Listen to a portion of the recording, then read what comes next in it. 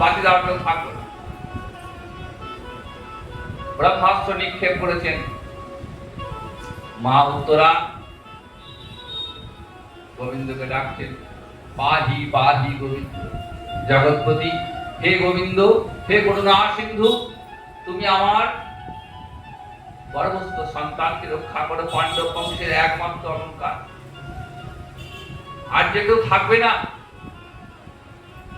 এমন কথা শ্রবণ করে ভগবান ছুটতে ছুটতে আসছেন।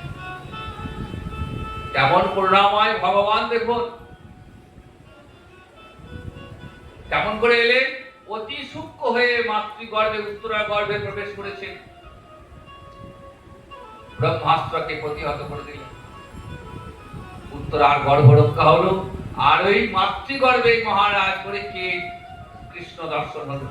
ওই পুরুষোত্তম পরম পুরুষ ভগবান শ্রীহরি যাকে মাতৃগর্ভে দেখেছেন, ভূমিষ্ঠ হয়ে খুঁজছে কোথায় গেল, কোথায় গেল। যুধিষ্ঠির যুদ্ধে যিনি স্থির,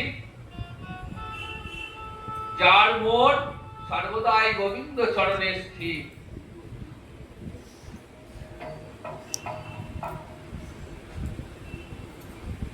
পুত্রকে দেখতে এসছেন। দেখছেন পুত্র এদিক ওদিক তাকিয়ে কাউকে খুঁজছে, পরিত ইক্ষতেহি।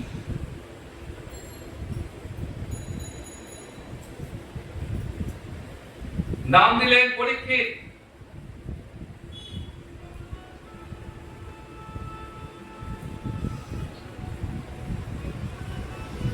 উত্তরার বড় বড় রক্ষা পেয়েছে। ভগবান এবার দ্বারকায় ফিরে যাবেন।